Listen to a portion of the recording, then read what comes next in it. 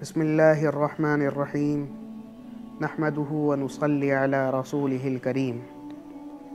ایک بار کا واقعہ ہے کہ حجت الاسلام حضرت مولانا قاسم نانوتوی رحمۃ اللہ علیہ کے کسی شاگرد نے اپنے حلقے میں یہ بات کہہ دی کہ فلاں مولوی کی قرأت بہت اچھی ہے، تو چلو کل صبح کی نماز ان کے پیچھے پڑھتے ہیں۔ اس پر حضرت شیخ الہند مولانا محمود الحسن رحمۃ اللہ علیہ بگڑ گئے اور کہنے لگے کہ آپ کو نہیں معلوم کہ وہ مولانا قاسم نانوتوی کو کافر کہتے ہیں، ہم ان کے پیچھے نماز نہیں پڑھیں گے۔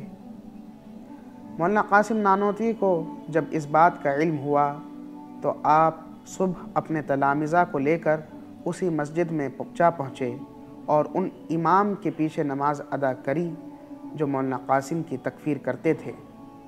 جب مسجد کے مقتدیوں کو یہ پتہ چلا کہ مولانا قاسم نانوتوی اور ان کے تلامذہ ہیں تو امام صاحب کو سخت حیرت ہوئی کہ میں تو ان کو کافر کہتا ہوں اور یہ میرے پیچھے نماز پڑھنے آ گئے۔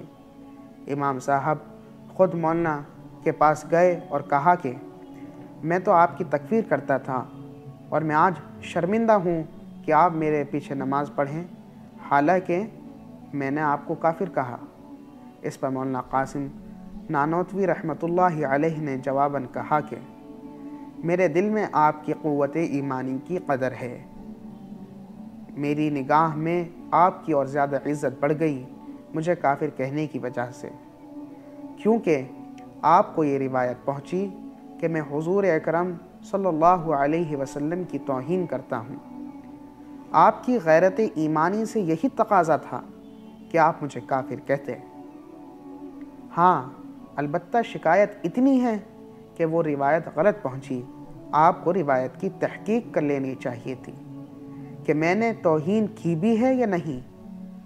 ہاں، تو میں عرض یہ کرنے آیا ہوں کہ آپ کو خبر غلط پہنچی ہے اور میں خود اس شخص کو بھی دائرہ اسلام سے خارج سمجھتا ہوں جو ادنیٰ درجے کی بھی حضور اکرم صلی اللہ علیہ وسلم کی شان میں توہین کرے، اور اگر آپ کو یقین نہ آئے تو میں اب آپ کے ہاتھ پر اسلام قبول کرتا ہوں۔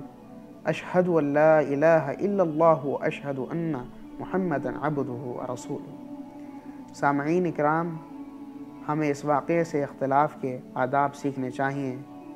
اللہ ہمارے اکابرین کی مکمل مغفرت فرمائے اور ان کے طریقے کو ہمارا طریقہ بنا دے۔ آمین ثم آمین۔